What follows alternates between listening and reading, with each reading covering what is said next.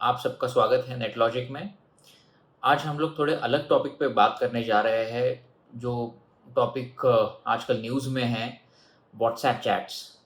आजकल बहुत सारी एजेंसीज़ व्हाट्सएप चैट्स अलग-अलग मोबाइल फ़ोन से सीज़ कर रही है या फिर मोबाइल फ़ोन्स ही सीज़ कर रही है और व्हाट्सएप चैट्स बाद में रिट्रीव किए जा रहे हैं डिलीट होने के बाद भी। तो ये क्या पॉसिबल होता है रिट्रीव करना?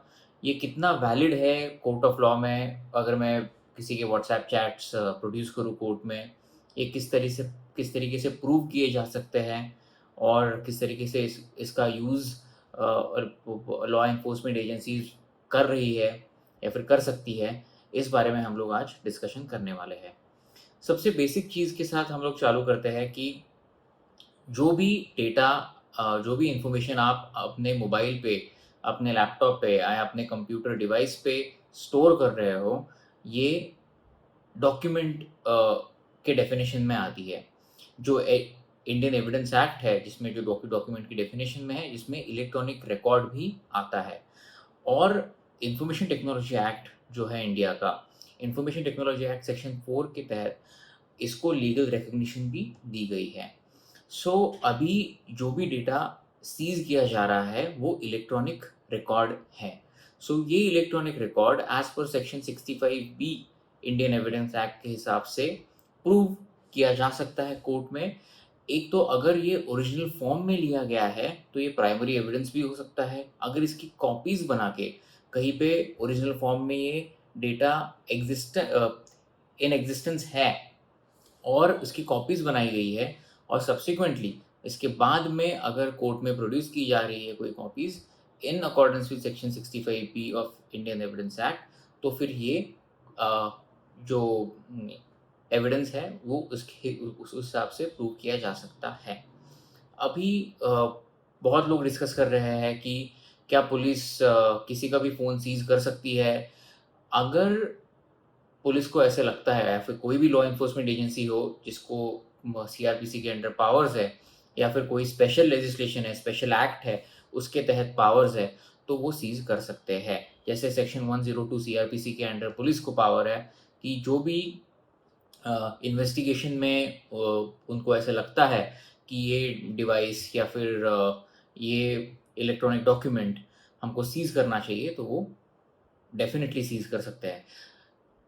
इसके अलावा इन्फॉर्मेशन टेक्नोलॉजी एक्ट सेक्शन 80 में भी ये पावर्स दिए गए हैं पुलिस इंस्पेक्टर लेवल के ऑफिसर को कि वो डेफ़िनिटली कोई अगर इन्वेस्टिगेशन में ऐसा उनको लगता है किसी इन्वेस्टिगेटिंग ऑफिसर को कि एक पर्टिकुलर डिवाइस जो है वो उसकी एविडेंशियल वैल्यू बहुत ज़्यादा है और जो कि एविडेंस के तौर पे कोर्ट में प्रोड्यूस किया जा सकता है, तो वो सीज़ डेफ़िनिटली कर सकते हैं। अभी ये सीज़ करने के बाद क्या जो आपने डेटा बहुत दिनों पहले सेव किया था, बाद में डिलीट कर दिया, क्या ये कोई रिट्रीव कर सकता है? या फिर क्या ये कोई रिकवर कर सकता है? तो इसका आंसर है हाँ और ना, दोनों। अगर ये डेटा ओवरराइट हो चुका है बहुत बार, तो ये डेटा रिट्रीव करना, रिकवर करना मुश्किल होता है। या फिर अगर ये नहीं हुआ है ओवरराइट बहुत बार, तो ये रिकवर ईज़िली हो सकता है। इसका और एक आंसर भी है कि कौन से सिनेरियोज़ में ये डेटा रिकवर नहीं हो सकता है। तो अगर किसी ने इंटेलिजेंटली किसी एक्सपर्ट का साथ लिया है या फिर यूज़ किया है किसी एक्सपर्ट को और उस एक्सपर्ट ने कुछ ऐसे टेक्निक्स यूज़ करके वो सिक्योर वाइप कर दिया है डेटा, तो ये रिट्रीव होना नेक्स्ट टू इम्पॉसिबल हो जाता है। पर normally in normal circumstances yes, data can be recovered, data can be retrieved from a mobile device. इसी तरीके से जो व्हाट्सएप चैट्स आप आजकल न्यूज़ में सुन रहे हो, जो ड्रग रिलेटेड व्हाट्सएप कम्युनिकेशन है, ये कम्युनिकेशन रिट्रीव की जा रही है, ये कम्युनिकेशन रिकवर की जा रही है उसी मोबाइल फ़ोन से। ये क्या व्हाट्सएप को नहीं पूछ रहे हैं कि आप हमें इन दोनों के बीच में क्या कम्युनिकेशन हुआ है, ये कम्युनिकेशन दीजिए। ये उन मोबाइल डिवाइसेज़ से रिकवर की जा रही है, जो मोबाइल डिवाइसेज़ सीज़ किए गए हैं।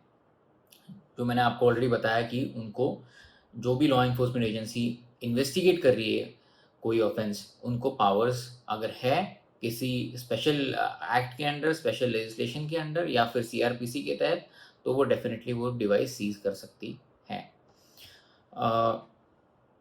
ये अभी कोर्ट में, जैसे मैंने आपको कहा, ये कोर्ट में बाद में प्रोड्यूस किया जाता है और सेक्शन 65, अगर इसकी कॉपी प्रोड्यूस की है तो सेक्शन 65 बी के हिसाब से एज अ सेकेंडरी एविडेंस इसको, अगर वो कंडीशंस फुलफिल होते हैं तो वो प्रूव हो सकता है।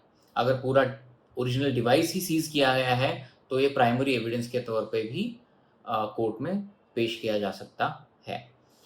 आई होप आपको ये शॉर्ट वीडियो, जो भी इन्फॉर्मेशन मैंने आपको अभी बताई, वो यूज़फुल होगी। हम ऐसे वीडियोस जो भी लेटेस्ट ट्रेंड्स में हैं या फिर जो जो न्यूज़ में कवर किए जा रहे हैं, हम लोग डेफ़िनेटली कवर करेंगे हमारे साइड से। आपको लीगल स्टैंड पॉइंट क्या है, ये पता ये बेसिकली इन्फॉर्मेशन देने के लिए। सो आई होप ये वीडियो यूज़फुल रहा। Thank you so much.